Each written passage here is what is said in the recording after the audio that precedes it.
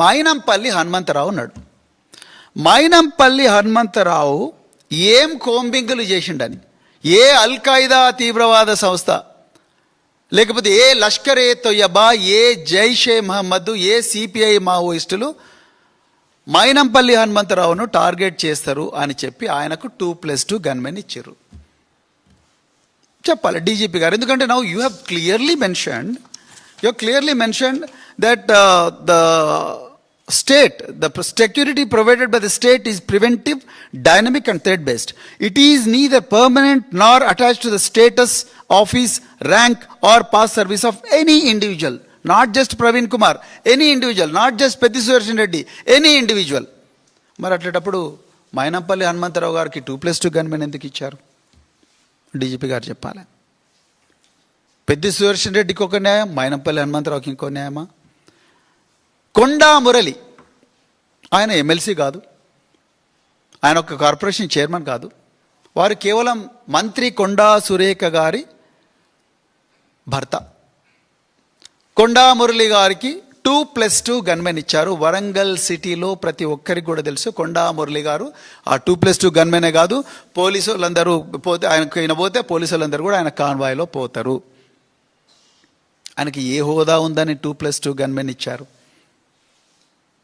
Now you have to tell DGP garu, nor attached, neither permanent nor attached to the status, office, rank or past service of an individual. What service?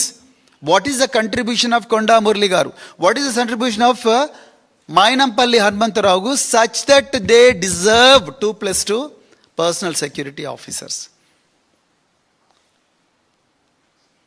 Anumula Tirupati Reddy గారు, అనుముల కొండల్ రెడ్డి గారు రంగారెడ్డి జిల్లాలో వారు ఏమి కోంబింగులు చేశారని, వారికి ఏ threat ఉందని, వారిని ఏ లష్కర్ ఏ తొయ్యబా, జైషే మహమ్మద్, అల్ ఖైదా, ఐసిస్ అనే ఉగ్రవాద సంస్థలు వారిని టార్గెట్ చేస్తాయని విదేశాల నుంచి, ఇజ్రాయెల్ నుంచి, టర్కీ నుంచి దిగుమతి చేసుకున్న అత్యాధునిక సెమీ ఆటోమేటిక్ వెపన్స్ వారికి ఇచ్చారు. మరి అదే పట్నం నరేందర్ రెడ్డి, ఆయనే పాపం చేసిండు.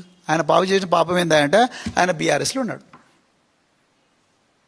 సునీత మహేందర్ రెడ్డి గారు మాజీ జెడ్పీ చైర్పర్సన్, వారికి కూడా గన్మెన్ ఇచ్చారు.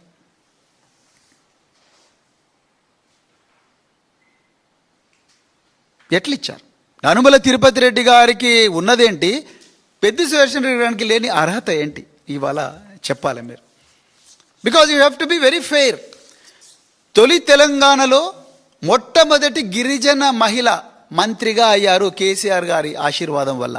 ఆమె పేరే సత్యవతి రాథోడ్. సత్యవతి రాథోడ్ గారికి గన్మెన్ తీసేశారు. ఆమె మాజీ మంత్రి. సత్యవతి రాథోడ్ గారు మాజీ మంత్రి.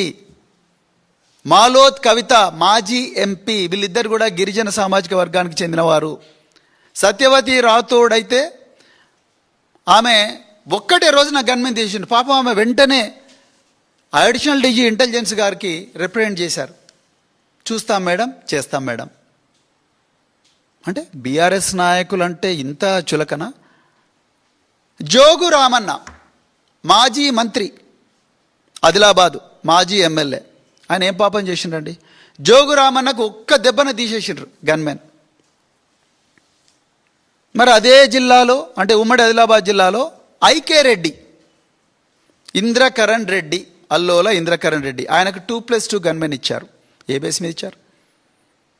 జోగురామన్నకు లేనిదేంది, ఐకే రెడ్డికి ఉన్నదేంది? జోగురామన్నను ఎవరు చంపరు, ఐకే రెడ్డిని మాత్రం పెద్ద ఎత్తున ప్రపంచంలోని అన్ని ఉగ్రవాద సంస్థలందరూ కూడా విమానాలు, డ్రోన్లు వేసుకొచ్చి ఐకే రెడ్డిని చంపాలని ప్లాన్ చేస్తున్నారా? ఇక కుందూరు జానారెడ్డి కాంగ్రెస్ కురువృద్ధుడు. ఆయనకుండే ఒక్కటే, ఇప్పుడు the DGP has said status, office, rank or past service of any individual. Now I want to know what is the status, what is the rank, what is the post of Kunduru Janareddy గారు? He may be ex minister. అయితే జోగురామన్ కూడా X మినిస్టరే, Satyavathi Rathod కూడా X మినిస్టరే. మరి వాళ్లకు లేని status ఈ కుందూరు జానారెడ్డికి ఏడికెళ్ళి వచ్చింది? ఆయనకు 2+2 గన్మెన్ ఇచ్చారు. నాకు ఎవరో చెప్పారు ఆయనకు అత్యాధునిక బుల్లెట్ ప్రూఫ్ వాహనం కూడా ఇచ్చారని. ఇంటి దగ్గర గార్డు కూడా పెట్టారని. ఆయన ఇద్దరు పిల్లలు, ఒక ఆయన ఎంపీ కావచ్చు, ఒక ఆయన ఎమ్మెల్యే కావచ్చు, జైవీర్ రెడ్డి, రఘువీర్ రెడ్డి ఉన్నారు, వాళ్ళు కావచ్చు. కానీ who is Jana Reddy now? What is his status? ఆయన స్టేటస్ కేవలం రేవంత్ రెడ్డి గారికి రాజకీయ గురువుగా ఉండడమేనా? ఏంది ఆయన స్టేటస్? నల్గొండలో ఏ నాయకుడు అని చెప్తారు మరి? ఇప్పుడు